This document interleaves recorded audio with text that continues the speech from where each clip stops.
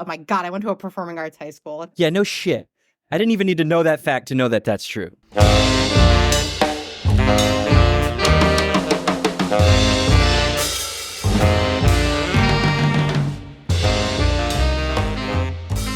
Hello, and welcome to Expected Own Goals, Florida Monsoon Season Edition. I am your host, Eric Morgan. I'm Evan Davis. Boy, could any game finish in its regulated time this weekend. We went and saw Angel City, Chicago Red Stars on Sunday.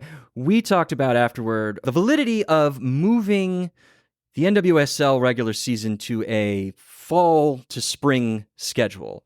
And to what extent would that disrupt, say, the new Boston expansion team coming in, or Chicago, or Gotham, teams that have to deal with cold weather in the wintertime?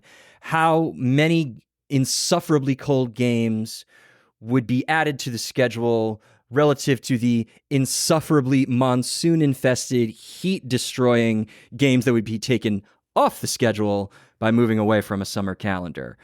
I'm starting to think that a fall to spring schedule would be the better of the two. Yeah, what did we have?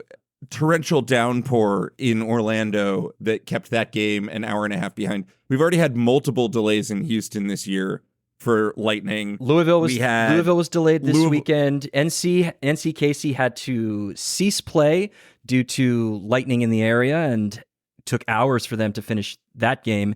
And FBref still says that game was just suspended straight up. So even though it was not, yeah, it's just an absolute total mess. And all the credit is due to Inter&Co Stadium's grounds crew to get that thing playable in less than an hour, after what it seemed like was you would only be able to traverse one goal to the other by canoe.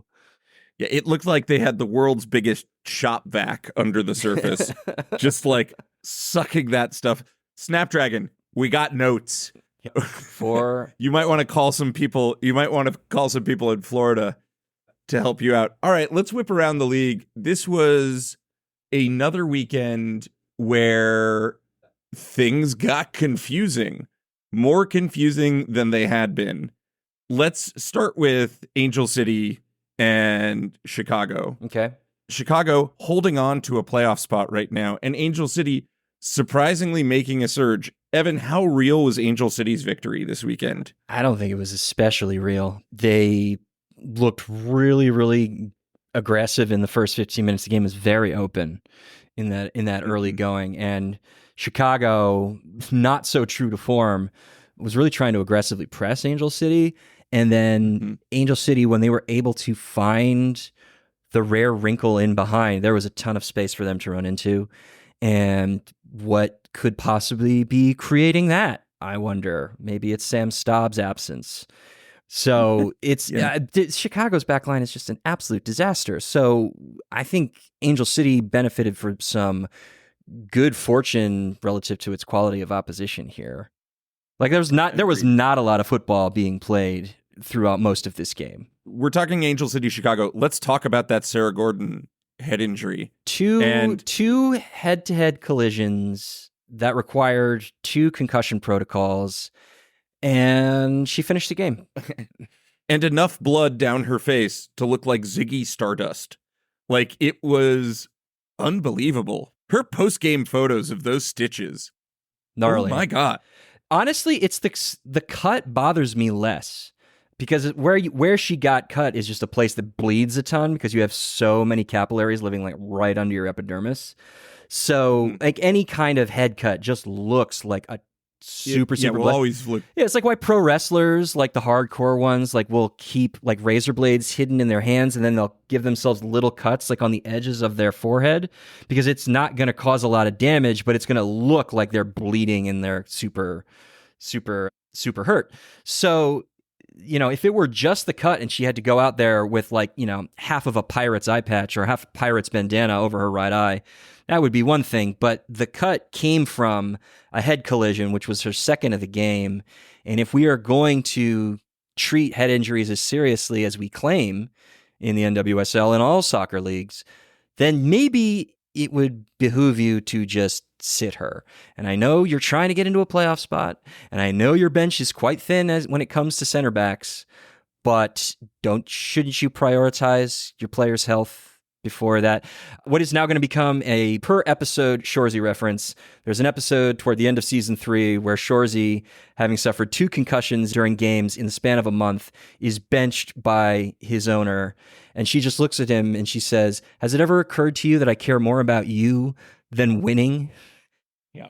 Like, maybe like our coaching staffs and also our players probably should internalize it. Like, maybe we should care more about our well-being than winning. No, it was a big mess. It caused huge delays. We ended up with 17 minutes, which turned into 19 minutes of added time. Yep. At the end of the first and then half. Almost 10 minutes in the second half as well. It's just something has to be done about this. Yeah. Whether, like, I find him annoying a lot of the time, but Taylor Twellman has been an excellent advocate for concussion protocol stuff. Yeah. And I would just love to see free subs for head injuries. Yeah, I mean, everybody gets a single concussion protocol extra sub. You get that 6th sub if you pull someone for a head injury, which Angel City would have gotten if they pulled her for this. But maybe because she didn't fail the concussion protocol, maybe there would have been some sort of technicality where they couldn't cash that in. But I think also it's a big deal when you worry that players are not being properly incentivized to advocate for their own physical well-being in these moments, that when it's your own team doctors checking you out, and when even beyond this new CBA, which grants so much player power and player protection on a lot of different levels, you still don't make retirement money for a lot of your career. And there is a concerted pressure to roll yourself back out every single game. And everybody wants you to roll yourself back out every single game. And so there isn't an independent voice saying, I don't care what your coach wants. I don't care what your GM wants. I don't care what you want. You have to come out. Yeah. So even though concussion protocol is a major improvement on what the system used to be, which was nothing, I think there's still work to be done here. Yeah. On a lighter note, it did result in one of the funniest things I've heard a fan say. Because of the way she looked kind of like a pirate sans peg leg, the guy I was sitting next to referred to her as Sarah Gordon. That's great. Yeah, and that was worth a chuckle. Moving up the coast, we have the Thorns dropping points to Abby Dahlkemper, who cannot stop scoring, regardless of the team she is playing for. How real is Bay's victory over the Thorns? It's realer than Angel City's victory over Chicago. I mean, I think they were. I think they were good for it. I don't think Portland was very good at all defensively or offensively. No. It was one of the worst games Portland's played probably all season.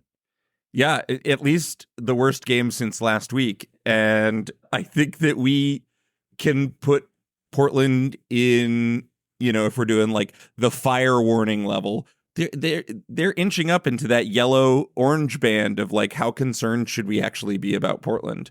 They've dropped a spot in the the playoffs. They're now in 6th. They have generated 1.4 XG over the last 2 games, and the vast majority of that is a Sophia Smith capitalization on an absolute howler. Yeah. It's a little bleak in Portland right now. If you take the FBref model, their 4-1 loss to Kansas City in June was a worse performance. But Bay's right there. And again, if you look at a different model, you might decide that Bay actually gave them the sterner hiding. But yeah, they are bereft now with Becky gone and Weaver still not back. Probably won't be back for the rest of the season if the trends are to be believed. Who but Smith can score for them? And on the other side of it, who can defend for them? Who but Sam Coffey can defend for them? It's true, and I think we saw that on full display. Mackenzie Arnold does not appear to be the solution. Had a good save. She made a good save during the game. Save. Yeah. but also found herself just backed into a corner by her own defense. Right. And also, as was asked on the Discord, we have decided that the Katie Rowland equivalent of a Nairmare is a rut roll. But for a rut roll, I feel like Bay was defensively pretty resolute. And also were smart in the way that they managed the game, which you can't always say for Bay FC under Albertine Montoya. You know, they nabbed 2 early goals and then kind of shut up shop. And then the Joelle Anderson finisher in Wunder finish. The Wunder finish is just it's a stroke of good fortune. But what they did past the Sophia Smith goal was just not give Portland an inch. And I must say, I was a little impressed. And was not expecting to be. Yeah, that's how I felt. Moving further up I-5, though this game was played in Louisville, the Seattle Reign have won 2 on the trot. What is going on? And is Laura Harvey better at tweeting about games she's not at than coaching them when she is there? No, that's not fair. She's excellent. That said, this was wild. What happened? Yeah, well, I mean, what is it's a penalty and an own goal accounts for 2 of those. Mm-hmm. Two of the 3 that they managed to get past Louisville. I mean, that's just bad luck. I don't. And G scored a worldie. Yeah, exactly. So if you look at just the 2 match weeks since the Olympic break ended, Seattle's non-penalty XG differential is negative. Mm-hmm. You know, like they're not generating a lot of good offense or good goal scoring chances beyond a couple of funky little flukes. They were good against North Carolina, but that's one game. And that does not buck the trend of what Seattle is. This game fit the trend, and they just happened to get a couple of breaks bounced their way. I mean, the XG split is 2 to 1, like 0.18.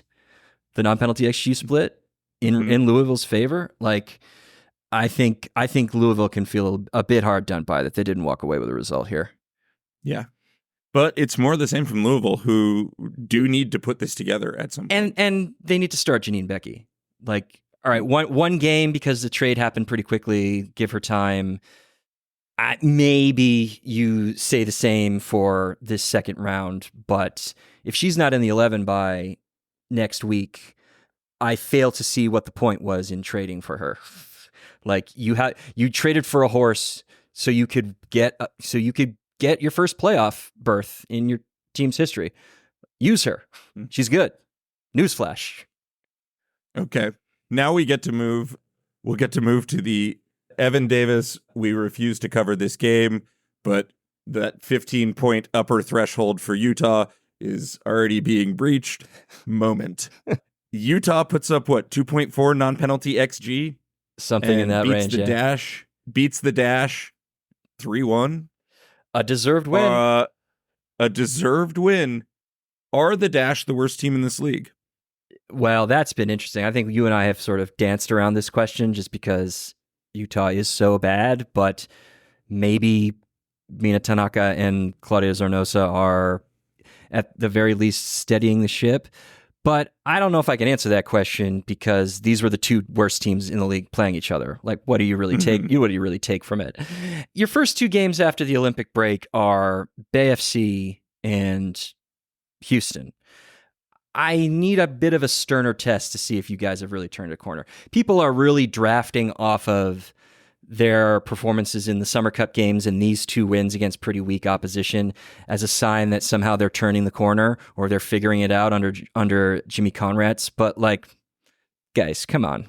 It was a friendly tournament where most of the best players in the world were not playing in.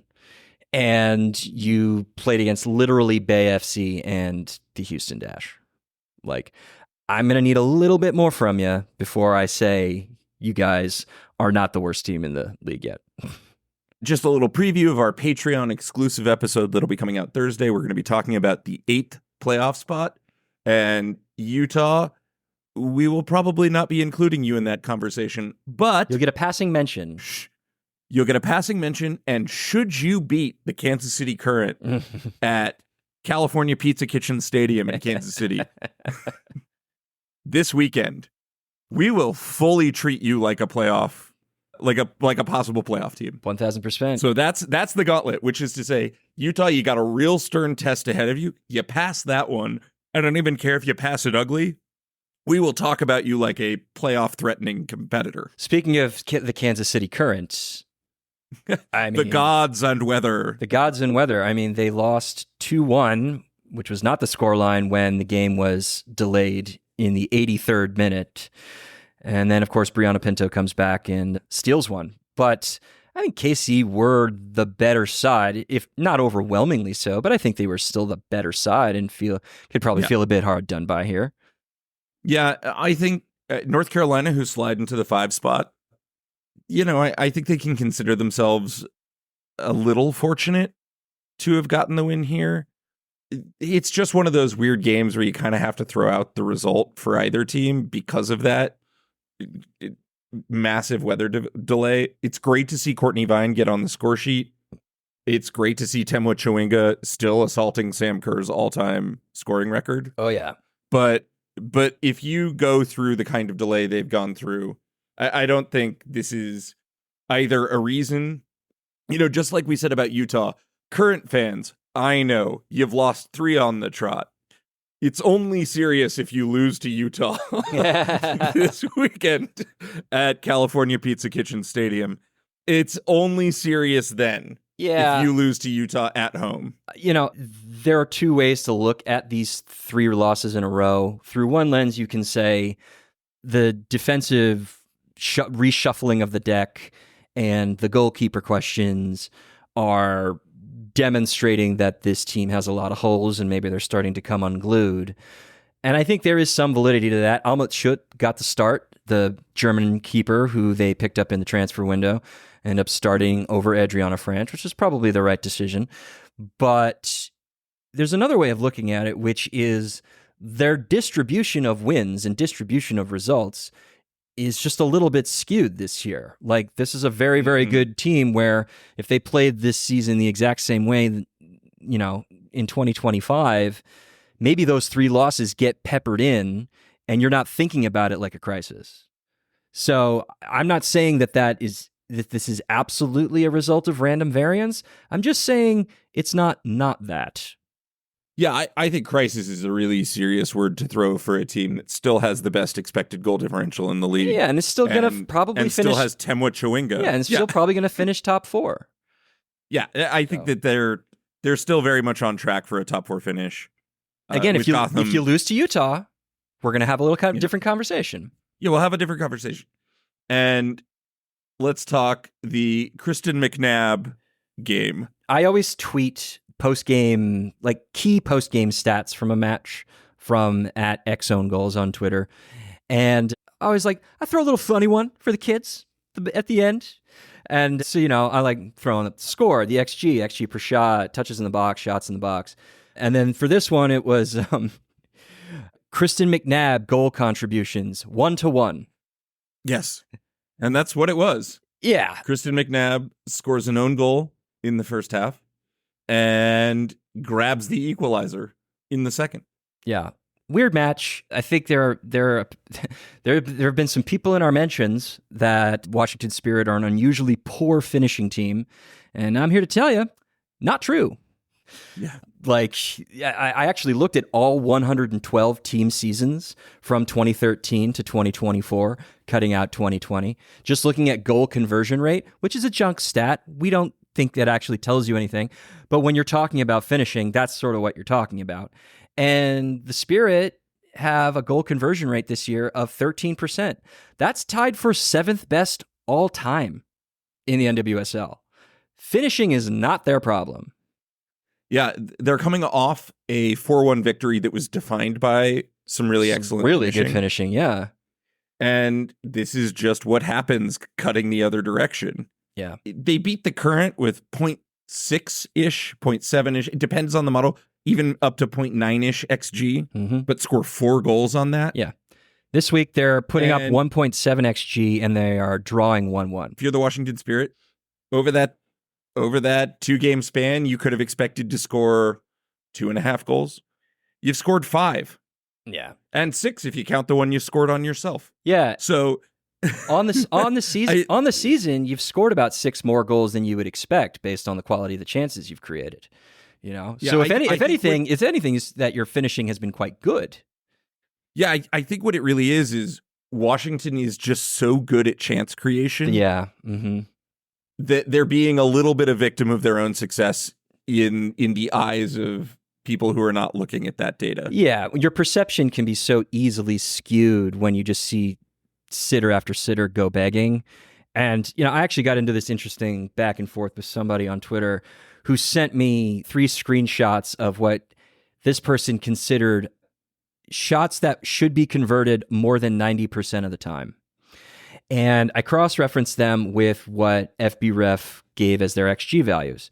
And guess what? None of them were 90%. They were 0.2 or 0.11 or 0.09. And again, these decimals are just referencing like a percentage, like the percentage likelihood of a goal being scored based on location, angle, body part you use, the key pass type, defender positioning, keeper positioning. Okay. And then I went back and I watched the 3 examples that he sent me. And you understand why initially this person might feel this way, that they're like dead red 90% chances, but they're being taken from 14 yards with 2 defenders right in front of you. They're being taken from 18 yards at an acute angle with a center back right in the lane. They're being taken from 15 yards and Kaylin Sheridan completely closing down the angle, so all you can do is shoot it right into her chest. There is a reason that XG accounts for more than just distance and angle. All of these other components factor into the likelihood of a chance being scored. On top of all of that, finishing is just fluky. There are very, very few players who can consistently overperform their chance quality through their finishing alone. And vice versa, there are very few players who consistently underperform their chance quality through bad finishing. It's just this weird, noisy thing that we constantly have to battle over because no one's ever been able to find consistent, repeatable evidence that finishing is a repeatable skill. But also, when you grow up either playing soccer, watching soccer, or both, you feel it in your bones that it should be a skill. Especially with the way that players and coaches talk about it. They talk about, oh, I should have finished that chance. Our finishing needs to be better, blah, blah, blah. There's always that. It just feels wrong to say that finishing isn't a skill. And yet, there's just not a lot of evidence to suggest that it is. And what do we do with that? I don't know. Yeah, that said, if in the grand scheme of things, what we end up here is people overly concerned about the Washington Spirit. I have good news for you. You shouldn't be. You're watching a very good team, generally speaking, and a team that will almost certainly hold down a top 4 playoff berth and host a playoff game this year. Our guest today is here to talk about our featured match, Orlando v. Gotham, which finished with a 2-0 Orlando win after a 90-minute rain delay, which we didn't think was even going to be able to happen just because of how much rain had been dumped onto Inter&Co Stadium. She is the stalwart Gotham FC beat reporter, former colleague of mine at Equalizer Soccer. We were very, very lucky to be able to talk to Jenna Tonelli about all things Gotham FC. What a special occasion we have for you today. She is the biggest miscreant, the worst smartass, and the general bane of my existence. And I love her so much. You can find her writing at Equalizer. You can find her on her own Substack at Jenna Sources. Please welcome to the show, Jenna Tonelli. Wow, what an intro. We're here to talk about Orlando Gotham, Orlando's 2-0 victory over Gotham FC, thanks to 2 slightly fluky, maybe, Adriana goals in the first 20 minutes of the first half. Otherwise, this was Gotham pressing and probing and not really creating anything of substance. And they walk away with no points and no ability to separate themselves or gain any kind of territory among this top 4 that is now shaping up, in the table. So, Jenna, as our resident expert, what I saw from that game was a couple of fluky goals and a lot of pretty bland attack from both sides for the next 70 or so minutes. What did you see? Yeah, I agree with you there. I think if you take the the score line away, it was a pretty evenly matched game, and for a lot of it, it was actually pretty fun to watch. There was some back and forth, not so much fun in terms of actual possibility of goals occurring because we got those two from Adriana. One, I'm sure we'll talk about it, which I believe was mostly goalkeeping error. So I think Gotham was always going to be tough against Orlando, especially although Gotham is pretty stingy in defense. This is their problem all season, has been scoring goals. They have good scorers, they have good finishers. I mean, we didn't have Lynn Williams to help him out there on the pitch the other night, but yeah, I mean, I'm sure Gotham will be disappointed to not take points away from the Pride. They could have hopped to third in the table, but they remain at fourth. I feel like this was a very game-steady game. Like, those goals come so early, and I can think of a few teams in the league, actually Gotham being one of them, that when they grab an early goal can sort of suffocate the game. I actually thought Gotham did quite well to create anything against Orlando, which has not been the case for lots of teams this year. But it's that final third. I think we'll get into it in a little bit. Just the definition and the shortfalls around the word chaos, a word Juan Carlos Amoros loves to use, but has yet to result in even 3 goals in a single game this year for Gotham. Like, there is something about their ability to win the ball high up the pitch and not create goals that I know boils Evan's blood and like drives him a little bit insane. And I think it was a little bit full. It was on display in this game. It's just so confusing. And we're also going to get big picture with Gotham because we haven't really talked about Gotham in depth for a while. But there's just so much attacking talent and so little to show for it in this way, at least maybe relative to expectations. And maybe we need to readjust our expectations. But I feel like Amoros really enjoys the organized half of the organized chaos concept, that when you're facing a team like Orlando, maybe is the thing that was more on his mind. I mean, everybody is trying to determine how you shut down Barbara Banda, and which they did actually. Well, this is what I was going to say. Like Barbara Banda had her worst game, where XG is concerned, except for the 45-minute half where she had to deal with Naomi Girma, which like kind of explains itself. So you set that aside. This is the worst game that Banda's had all year. Like, Jenna, how did they go about doing that? Like, Banda's one tough customer. It's funny. I kind of asked that exact question on the post game. We had Emily Sonnet, and I think something that and she said at the post game that that obviously was part of preparation and something that she feels that they were successful in doing. And when you look at it, they were successful in doing it.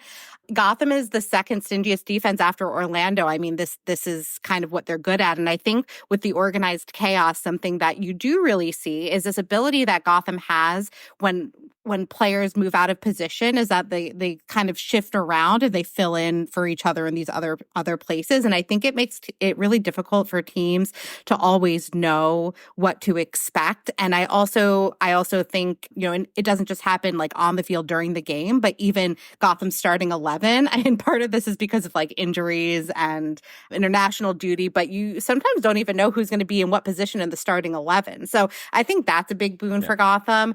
And I also think that they just do really, really well, even with, you have Brunina and Jenna Tonelli around the wings. They're not exactly the quickest wingers in the league, but what they do positionally with their high press, being able to win the ball back up high, I think it works for them. But then it's just, to me, what's been missing from this team, and we've kind of already said, is just that ability to then do all that and then find the back of the net and score the goals. There's no team better at pressing and winning the ball in the attacking half and denying your opposition any kind of high-quality offense in the attacking half.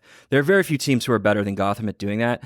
But what Gotham truly specializes in is frustrating you when you're trying to build out, and then once they do win the ball, just don't seem bothered about trying to put a shot on frame. Like the dissonance between the frequency with which they win the ball in the attacking third and the number of shots that they take after winning the ball in the attacking third is just a little bizarre, because every other team who is good at that, your Kansas Cities, anybody who has a good pressing team, converts those opportunities into shots. But Gotham doesn't. You're exactly right. And I think something that I've seen so many times with this team is like, okay, here's just one example. This is not to put on this player. I'm just thinking of it. Delaney Sheehan. Yeah. She is a workhorse in the midfield. She's winning balls back. She's breaking up play. Okay, so she gets the ball. She dribbles up in space. She's in the box. No shot. And it's just like, shoot, you had the space, you had the lane, shoot the ball. Or, the team either clears the ball or they pass it off to the side and then the chance is over. So I've seen so much of that where they get up, Jenna Tonelli comes up and then just, she's an amazing cross into the box, but if nobody's there, then what's happening? Nothing. Yeah. And this game, I felt like, was also particularly defined by when when Gotham ended up taking shots, they were taking pretty terrible shots. Like bad locations consistently, not letting attacking. They would either possess for too long and not generate a shot, or take a 20-something, an 18-something yard shot that was pretty low XG, just generally speaking. Jenna Tonelli took 3 shots in the game. 2 of them were from 27 yards out. Yeah. One of them I thought was going in, though. Fair. Yeah. Is that the 78th minute chance? I believe so. And it was one of their best, to me, their best chances. And I think the other one that comes to mind is Katie Stengel, her shot, which from watching it on TV looked like it was going in, except I think it was blocked or saved. I can't remember, but it was definitely a well placed shot. But otherwise, they weren't. Gotham was not really threatening in on goal for this match. Did this feel like the familiar problem of Gotham this year, or did this feel like an aberrant performance to you? Do you feel like you watched? It's a good question, because I think they didn't play poorly. Like, I watched this game. Okay, yes, they lost 2-0, but it wasn't like sound the alarms. Oh my God, like Gotham's going to like fall off and they're going to be like, it's sky blue all over again. No, it was just a loss, like they just didn't win. And I think they played really well. They executed their game plan. I mean, I'm looking at, even like the passing network here, and they are pushed up high as they always are. They're connecting their passes, they're controlling the pitch, they're getting into the final third, and they're not scoring. So that is typical of Gotham. Like, that is kind of what they've been doing.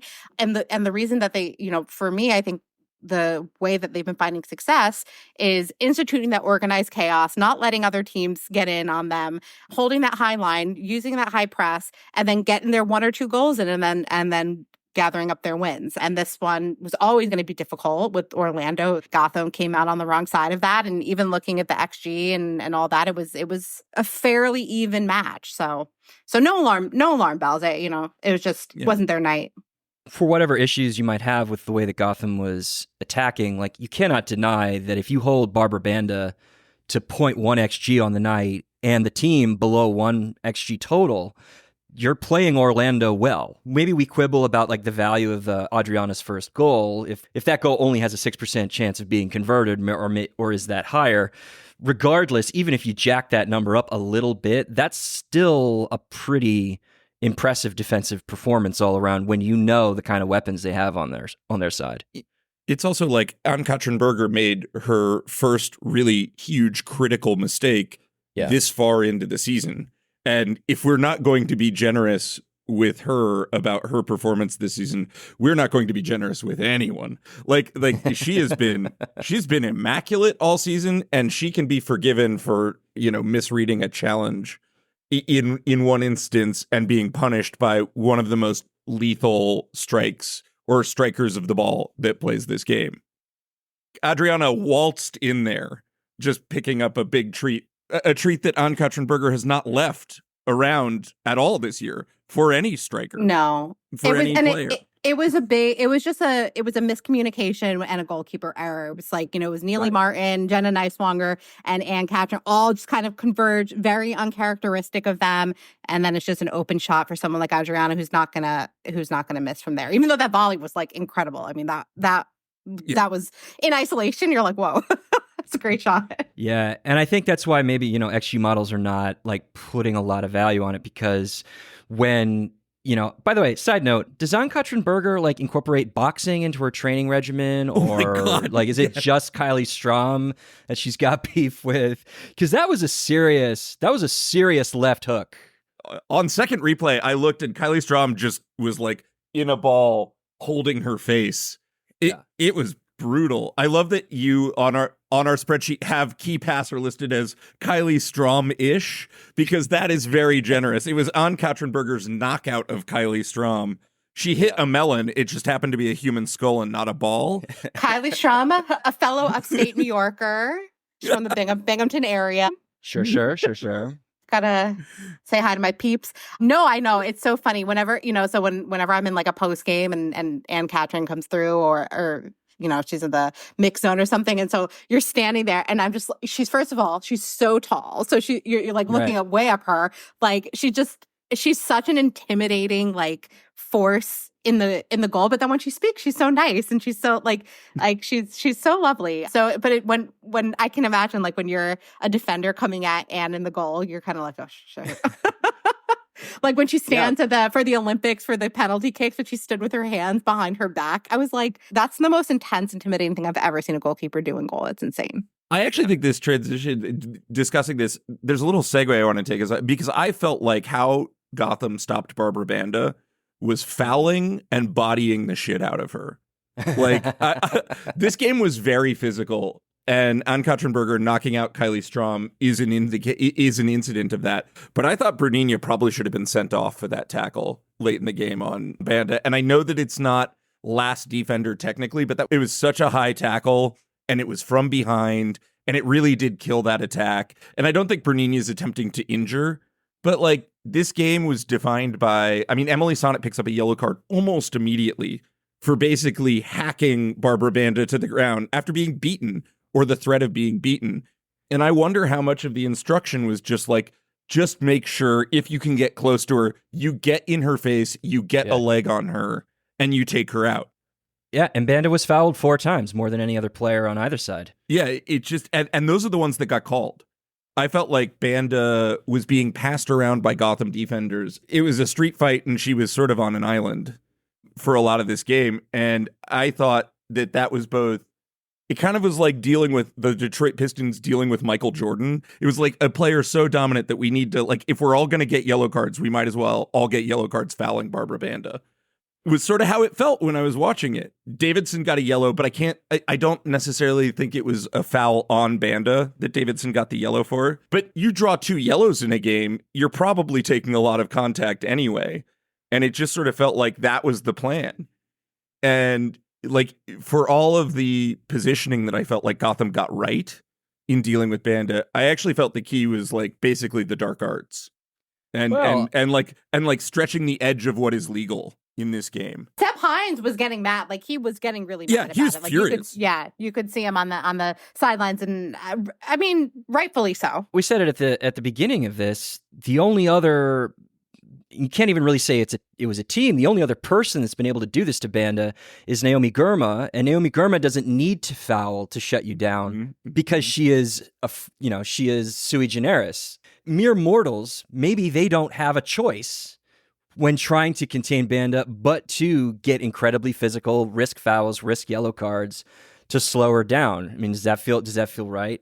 Yeah, I'm thinking there's 2 non-mortals on Gotham, which are Rose Lavelle and Ann-Katrin Berger, but Berger was a little mortal in Orlando. But no, it's true. There, it was definitely a very, very, very physical match, and I totally forgotten about that Brunina challenge towards the end there, and I was like, oh, she might, because I think she was already on a yellow, so I was like, it might be a second yellow, and I was like, maybe, I don't know if it was dog so I didn't think VAR was going to call it back, but if they had given a second yellow, I would not have been surprised. It was one of those, like, with Banda's pace, it might as well have been dog so, but there were other defenders around. But the tackle, the position of the tackle, the height of the tackle on its own, how much Banda had already beat Brunina, I think that would have justified the card regardless. And, like, she got the yellow for that, and it was one of those yellows that's actually, like, amber. like as yellow as it can get. I thought she was already on a yellow, but she got the yellow for that. That's right.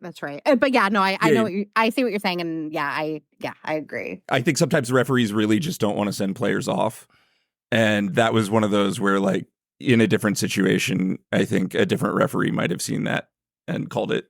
Think about also how much extra physicality is added by what Amoros wanted to do. I mean, look at the passing map. Look at Neely Martin's heat map. Like, she's basically operating as a third center back when they're in possession, which means she's spending a lot of time out of possession, dropping deeper and deeper and deeper to try and nullify any possible good look on frame for the opposition's deadliest weapon. When I looked at the passing map and I got confused for a second because Neely was so far back, I was like, oh, that's weird. And I was like, wait a minute, left back, right back. Why is there 3 back there?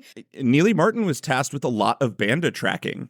Yeah. And it was sort of I felt like what I was seeing a lot from Gotham was Neely Martin was being assigned the defensive of the lower 2 and the double pivot, the primary defensive tasks.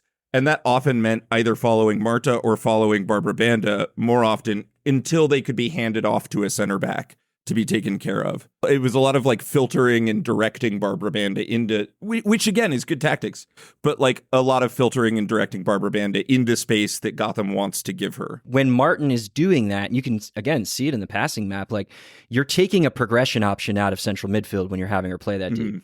And you see it, like, she's passing to Sonnet and Davidson primarily when they have the ball. But when you don't have an extra midfielder to create different potential triangles when you're trying to move the ball up, that slows everything down. It stymies everything. It potentially like denies you getting better looks at goal, which is sort of how things came to pass. But it's risk reward, right? When you're up against, the most informed striker in the world, what are you willing to trade off? Especially when you're on the road, especially when a monsoon had flooded the field 90 minutes before kickoff. So you just have to think, well, maybe we just have to deal with it. And then you go down 2-0 by the 20th minute and you're like, all right, well, game's kind of gone in this funny way. I actually think we can circle back and talk about the second goal here, the second Adriana goal, which really does change the game. Gotham, for me, opened up. They had a great sort of piece of play in the 3rd or 4th minute that resulted in Lavelle getting in behind and playing a pretty excellent cross that just doesn't find a target. But the game was quite open to begin with, and the Adriana goal changes that. And then there were periods of openness, which I think you were talking about earlier, Jenna, but that second Adriana goal, I felt like was sort of the worst of Jenna Neiswanger and the worst of what happens to Gotham when left in when their own medicine is used against them and they give the ball over high up the field. How have you viewed Jenna Neiswanger's season, and how did you see that goal? Yeah, no, it's so something that was interesting to me in the Olympics is how Crystal Dunn was listed as a forward who spent the entire tournament as left back. For me, why I think Jenna Neiswanger thrives in Juan Carlos Amoros's system is because you're so high up. The right back and left back are constantly getting into the attack, and they're serving balls into the box, and that's what they're supposed to be doing. I think Jenna is in, it's still a new position for her, and I don't think the 1v1 defending, it's still something I think that she's learning, and I think she's good at it, but I understand why like Crystal Dunn would start over her in the Olympics because she is excellent at that. So I think in that was kind of what I saw there, is that even though, she's getting up and down, she's positioning well, she's helping out in the attack, it was containing Adriana in that moment was just not happening. And then, I've seen, I'd have to look at the stats, but I think Gotham gets scored on the right side. I don't know Correct. if we have that, but I think that's the side that gets scored on the most when the attack comes down the right side. That's what I saw there. An unfortunate goal to give up. I don't think there was a ton of that Ann-Katrin Berger could do on that one, but it was again, I mean, Adriana is an incredible. It's insane to think like Orlando has like the players that they have on that team in the attack, like Adriana, Barbara Banda, like it's I saw a tweet today that was like, if you told a 2018 Pride fan that this is where their team would be, they would never believe you. But it's true. And it's Right now, do you think the Pride are the best team in the league and favorites to win the league? Yeah, 100%. I mean, I wouldn't be surprised if they go unbeaten for the rest of the season. I really wouldn't. I mean, it's hard. It'll be hard. But if they do, I won't be like, oh my God, like that's crazy. No, I think they could do it. Now, this is something that me and my wife, Adriana, who also works in soccer, we talk about all the time, which is the difference between winning the Shield and winning the championship. And this is actually interesting for Gotham. And something I think Gotham is really good at is like knockout football. I think they play really well in those scenarios. They obviously did great last year and it got them to the championship where they won. They're in the Summer Cup in October final. And I think they do that really well, whereas we haven't really seen Pride and what they're able to do in those scenarios quite yet. So will they win the championship? I don't know. They very well could. Will they win the Shield? Yeah. I mean, it would be a total breakdown of monumental proportions if they didn't at this point. Yeah, I have felt still that Kansas City probably in the aggregate is a better team just because I think Orlando's been a little bit lucky in how few goals they've conceded. Mm-hmm. Like when you look at the actual performance of the back line, like Anna Morehouse is standing on her head. And that's, I think, what is driving down that goals allowed figure. So, but is there enough time for that to regress to the mean? Maybe not. And that just allows you to run the table. But yeah, I think Eric and I are both in the middle of readjusting our mindset toward, all right, which team is going to be the best in 3 knockout games over the course of a month, rather than who is going to be accumulating the most points by the end of October. Because, for whatever value you might put in the Shield, I put quite a bit of value in it. I know Eric puts quite a bit of value in it. You're a footnote if you win the Shield. You don't get the headlines, you don't get the party. So it's about building your team for those 3 knockout games. Gotham has a history of doing it. You're jockeying for position to win a pretty luck-involved, wild knockout tournament. And whether you think that is an asset or a detriment to the way this league works is totally taste choice, dealer's choice on that one. Is it great that we can talk about Ali Krieger, who Evan has mentioned many times, her goal line clearance last year is potentially the difference between Gotham winning a cup and being a forgotten footnote and possibly like changing the trajectory of the team. Like this team this year with these free agents would not have happened but for a goal line clearance. Somebody said to me, I can't remember who, my apologies, but they said that goal line clearance was the equivalent of a game-winning goal. Like that's how important that game line that goal line clearance was. Absolutely. Yeah, and I think today also, the performance that they put in against Orlando, barring 2 mistakes that lead to goals early, this was a performance you put in when you are trying to control a knockout match, especially when you're up against a team with superior talent front to back. I also feel like, yes, on the day Orlando won because they put away chances early and then were good at denying Gotham clean looks later on. I think these 2 teams, for my money, are the 2 most dangerous teams going into the knockout because of their ability to stifle opposition and capitalize on the marginal advantages. They'll, you just have to look to Gotham's performance a week earlier against Portland, where they grabbed that early Ella Stevens goal, and then it's just lights out. They allowed Portland absolutely nothing. And I don't care if Sophia Smith isn't playing in that game. Portland hadn't created that little XG in 4 years. Like, Gotham is a wonderful shutdown defensive team. And perhaps the dirtiest little secret of all is that if the top 4 teams finish in some order, but they do finish top 4, Orlando and Gotham have the best goalkeepers. That can be the difference between a championship and going home. Yeah, we might have just seen a preview of the final. Who knows? How big an impact is the absence of Lynn Williams right now? And is Lynn Williams like the bang-on clear starter at striker now, given the emergence of Ella Stevens? And how do you see the 2 working together when Williams is ready to go? Sub-demand, please wax lyrical about Ella Stevens. Yeah. This is the comeback player of the year. I mean, this is the most significant breakout performance in the league relative to what she has been in the past. Like, she's never been a bad player, but this is what she is doing with Gotham is pretty remarkable. I actually don't even know how to answer this question because it's like one that I have also been asking myself with this team. I mean, so I think it's two things. First of all, Lynn Williams is extremely important to this team. Even going back to the draft day trade that brought her to the team for 2023, that to me changed the entire trajectory of Gotham. And I think it was not only did you bring in a player who is, one of the top goal scorers in the league, is proven herself time and time again. But it was like a message, I think, to not just the league, but to the team. Like, we're serious about this project, and like we're bringing in these people who are going to help us get there. So I think Lynn Williams is extremely important to this team. And interestingly, I think Gotham has an amazing array of incredible strikers. So I don't understand why we're not seeing more goals from them. But what Ella Stevens has been doing is incredible, totally comeback player of the year.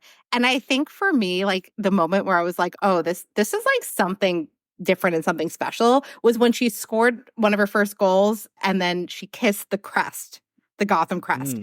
I have never seen a player kiss the sky blue crest, I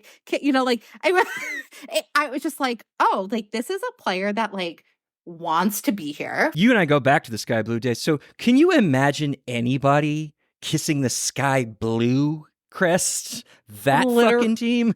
Literally, I can't. So kissing the crest, just so bought in, I think, to this team, and the fact that they brought her in, they wanted her. And I think, and even Lynn Williams said this to me when I spoke to her after, the trade to Gotham, which she like didn't even know about, which was like a whole other thing. But, now we have this CBA protections for that. Thank goodness for the players. But players play better when they're playing at a place that they know that they're wanted and they want to perform for. So I think that's been a big part of Ella Stevens' like breakout, is that she's always had the skill, obviously, like she's always had the ability to do this, but now she's at a place where she feels like she can thrive, and you're seeing that on the field. And it's just been incredible. I remember this other goal. She was in the box, the ball lands at her feet, and she just spins around and shoots it. Like I would have like puked. I would have been so nauseous from the turn that she did in the box. So it's like it's just been so incredible watching her have this standout year. And I think if Gotham is successful this season, it's going to be in very large part because of the performances that she's been putting in. Now, having Lynn and Ella together, I mean, it's kind of like an age-old question for Gotham. Same thing with Esther when she came in. How is that going to all work together? So it's. I mean, they haven't really had to deal with it because everybody's been injured or away at international duty. So, I think, and I always go back to this, that Gotham's superpower is their depth, because they're able to just kind of move in all these pieces at any point. And it's like, okay, you don't have Lynn Williams, but you have Ella Stevens. You don't have Ella Stevens, you have Esther. Like it's kind of insane. But I don't know. I mean, I would love to see a fully healthy Gotham and have Juan Carlos have that problem to deal with. That would be fun.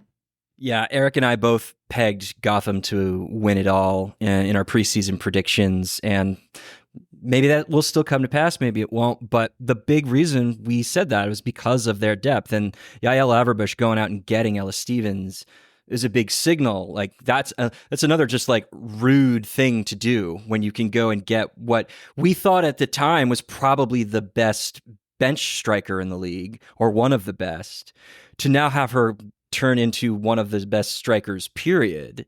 And one of the best service providers. I mean, she's putting up 0.20 expected assists per 96 minutes, which is excellent for someone who is not necessarily expected to be a primary final ball provider. She's kind of doing all of it. And yeah, it is a champagne problem if Lynn Williams and Esther can both be healthy, and they have to figure it all out. I wanted to mention, I know we're eating up a lot of your time, but I did want to talk about Crystal Dunn for a second, because she was one of the Galactico signings in the offseason. You expect a lot of Crystal Dunn. Why wouldn't you? We all have watched her for years. We know what she's capable of. Has had a bit of a quiet year, to the point where like she's come off the bench a lot, and not necessarily because of injury. It's because Amoros may not have thought she was the best option for whatever performance they were hoping to put in. And you see it. I mean, she's putting up below average numbers both in XG and XA. Her possession value data is suggesting a pretty quiet campaign for her. So what have you seen up close with Dunn relative to years past? Yeah, it's been really interesting, and I'm not really sure because I noticed definitely more towards in the beginning of the season that she was not starting and she was not getting minutes, and everybody, the conversation was, why aren't you putting in Crystal Dunn? It really didn't make any sense. And then, when she does get in, she is underperforming in terms of just like her historic numbers, because obviously she's a huge producer in this league. I don't really know. I mean, I know Juan's system can be really difficult sometimes for players to adjust to. It's very different than what a lot of teams do in the NWSL, and maybe that was part of it. Maybe she was like learning the system. This is like total speculation. I really have no idea. But she had an incredible Olympics. I mean, that was a tournament of a lifetime for her. So she's clearly like still very much Crystal Dunn. And so I'm hoping that we see more of that towards the back end of the season here. But yeah, I don't know. A last question for you. You've covered this team for a very long time. Does this season feel different than prior seasons? Attendance is up like 25%. The team is stacked and like a favorite. Do you feel like we've sort of crossed the line where Gotham is starting to make an impact in the way that it maybe hasn't before? Oh, for sure. I mean, I'm thinking, okay, so I really started covering them in earnest in 2021, which was like kind of an interesting season. They did make it to the playoffs. They were kind of a mid-table team. It was good. We had a good... It was also the rebrand. I mean, the rebrand was a big deal. Rebrand. Yes, it was a big deal. We had fun. That it was a fun time. Red Bull was averaging like, 2,000 people a game, but whatever. We were all having a good time at the games. Then 2022 came, and honestly, that was really tough. I mean, I know it was tough for the team, and it was tough to like go into the post games match after match after match, another loss, another loss, another loss. And it's like at a certain point, it was like, I didn't even know what to ask anymore, because what do you say, about that? It was just a really tough season. So 2023 comes around, they've added Lynn Williams and picked up some really interesting pieces. I mean, the Neely Martin pickup, I think, is not talked about enough, because she has become a key piece for this team. I mean, I think she was waived from Louisville, and they just like picked her right up, and holy crap. And that's when I first started noticing, like, okay, Allie Krieger's playing really well. She's got, she's retiring. Everybody was kind of like all around her and that. And it was just like the vibe was really good. And then all of a sudden, it was truly like a fairy tale to see them then win the championship. I was like, what? And this is the first year where like I show up to these games. There's 8, 9, 10,000 people per match. They're winning games. It doesn't feel, I remember in 2022 sitting there just like, oh God. Like it was tough. It was really, really tough. And I know nobody was happy. So this is the first time where it just feels like they're going out, they're having fun. It's a joy to cover them. The fans are having a good time. There's, just more like celebration around these games. So yeah, no, it feels like they've made it, like it feels like this is where this team is supposed to be in the ecosystem of the NWSL. Now, if they could just take Red Bull Arena and like plop it somewhere a little bit more accessible and easy to get to, that would be fantastic. But that's another that's another story. You gonna miss that press box? Oh, yes. It's so when I was at the Chelsea friendly the other day, I literally was sitting in the press box like, take it in, Jenna, because you're going up to the freaking nosebleeds next year. I've covered a game in that press box before, and it is so unusual to have that privilege, knowing every other stadium and the way that they operate. BMO has a press box in the corner. We don't get any kind of like legitimate tactical view, and then you just don't see people taking corner kicks. That's exactly like it is at Audi Field or Subaru Park. They have these like big columns that you can't see around. I'm trying to think other stadiums I've been to. At least at Red Bull, where they're putting us, like it's still center. It's just up in the 200 levels on the other side of the field. So it should be like a decent view. But yeah, RIP. So much of how you are able to relate to the emotions and the energy of a game, you need to have that proximity to players. And Red Bull Arena was this incredible gift that they were the one stadium that kept that press box format, installed it in the first place, and then kept it for so long. You're close to the action. You get to see what's going on. Sometimes you can even hear the conversations with the coaches and the players. Like, yeah, it definitely provides like a different level of detail for coverage. So, oh well, you know. You're one of the most essential follows for NWSL. If you can suffer any more of Jenna's content, you can find her over at jennasources.substack.com. And you can follow her on all social media channels. I tease, but I love her to death. Jenna Tonelli, everybody. Thanks for being on the show, bud. Thanks for having me. That was Jenna Tonelli. What a delight. She's the best. Hope you guys enjoyed. Thank you for listening. Rate us, review us, follow us wherever you get podcasts. Rate us 5 stars if you're going to rate us at all. Follow us on social media at XOwnGoals. That's the letter X Own Goals. If you believe we've made an own goal, please email us at expectedowngoals@gmail.com. That's the letter expectedowngoals@gmail.com. If you have not subscribed to our Patreon yet, it's only $6 a month. You get 4 bonus episodes each month. You're going to get live occasional watch-alongs during the NWSL season. Get access to our Discord server where you can hang out with a bunch of the best weirdos in WOSO fandom you could possibly ask for. It's a great time and it's a great price. So come on by, join the club. Enjoy your week, folks. Bye.